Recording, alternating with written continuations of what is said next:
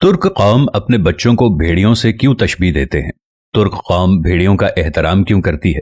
क्या आप जानते हैं कि तुर्कों का कौमी जानवर कौन सा है?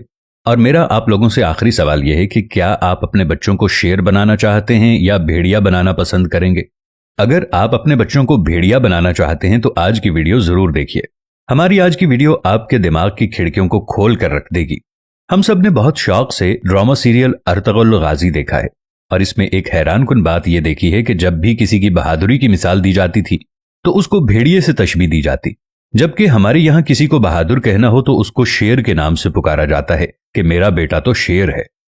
जिस तरह हमारा कौमी जानवर मारखार है, याद रखें इसी तरह तुर्क कौम का कौमी जानवर भेड़िया है। और भेड़ियों से मुताल्लिक जो मालूमात मिली हैं और इनकी जो खुसूसियात पता चली हैं, इसके बाद अंदाजा होता है कि तुर्क कौम इनको इतनी अहमियत क्यों देती है। तुर्क अपने बच्चों को शेर की बजाय भेड़िया बोलते हैं क्योंकि उनके नजदीक शेर जैसा खूंखार होने से अच्छा है कि भेड़िए की तरह गैरतमंद और नस्ली बना जाए। विकिपीडिया के मुताबिक भेड़िया एक ऐसा जानवर है जो कि आजादी से बहुत मोहब्बत करता है और किसी भी सूरत अपनी आजादी पर समझौता नहीं करता, गुलामी बर्दाश्त नहीं करता। दोस्तों याद रखें, भेड़िया वो वाहिद जानवर है जिसको गुलाम नहीं बनाया जा सकता। बाकी सब जानवरों बशमूल शेर सबको गुलाम बनाया जा सकता है। भेड़िया गजब की तेज निगाह रखता है और इतना फुर्तीला होता है कि किसी जिन्न को भी सामने देखकर उस पर छलांग मारकर उसे खत्म कर सकता है। भेड़िए की बहुत सी खुसूसियात हैं। चंद खुसूसियात जो मुझे गूगल से मिली और जो मैंने किताबों में पढ़ी हैं वो आपके साथ शेयर करना चाहूंगा। भेड़िए की बहुत सारी खुसूसियात में से सबसे बड़ी खुसूसियत जो भेड़िए को तमाम जानवरों से मुमताज करती है वो है वालिदैन से हुस्न सुलूक। इसकी बहादुरी, वफादारी और इसकी खुददारी जो इसे दीगर जानवरों से मुमताज करती है। इन तमाम खुसूसियात के अलावा भेड़िए की एक और खासियत यह है कि ये मुर्दा जानवर नहीं खाता, जो कि जंगल के बादशाह की खुसूसियात में भी शामिल है। भेड़िया अपनी मादा पर गलत निगाह नहीं रखता, यानी तमाम जानवरों के बरक्स वो अपनी माँ और बहन को शहवत की निगाह से नहीं देखता। वो हमेशा अपनी बीवी का वफादार रहता है, इधर उधर मुंह नहीं मारता। इसी तरह इसकी मादा भी हमेशा इसकी वफादार रहती है। अगर इन दोनों में से कोई एक मर जाए तो दूसरा उसके मरने वाली जगह पर कम से कम 3 माह तक के लंबे अरसे तक खड़ा रहकर अफसोस और वावेला और मातम करता है, क्योंकि वफादारी ही इतनी ज्यादा होती है। याद रखें दोस्तों, भेड़िए अपनी औलाद को पहचानते हैं क्योंकि वो एक ही माँ बाप से होते हैं। दोस्तों आप जानते हैं अरबी में भेड़ियों को इब्नुल बाग क्यों कहते हैं, यानी नेक बेटा क्यों कहते हैं? क्योंकि जब उसके वालिदैन बूढ़े हो जाते हैं तो ये उनका ख्याल रखते हैं, इनके लिए शिकार करके लाते हैं। भेड़िया उनके लिए रोजी रोटी लाता है। ऐसी खासियत किसी और जानवर में बिल्कुल भी नहीं है। इसलिए तुर्क कौम अपने बच्चों को भेड़ियों के साथ तशबीह देते हैं।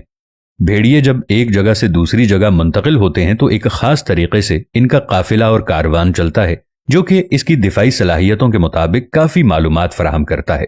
कारवां पता है किस तरह चलता है?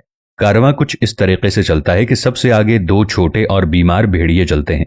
इसके बाद 5 ऐसे भेड़िए होते हैं जो बिल्कुल ताकतवर और मुस्तैद होते हैं और जो बीमार भेड़ियों का ख्याल रखते हैं, इन्हें हर किस्म की सहूलत फराहम करते हैं।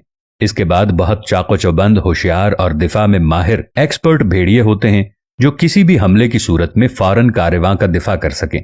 और दरमियान में सारी आम रियाया या अवाम होते हैं, यानी आम से भेड़िए होते हैं। और आखिर में उन सब का लीडर होता है जो निगरानी करता है उनकी कि सब अपने अपने फराइज अंजाम दे रहे हैं या नहीं। अरबी में इस लीडर, इस कायद, इस सरबरा को अल्फ कहते हैं। अल्फ जो सबसे अलग हो, अकेला हो, हजारों के बराबर होता है।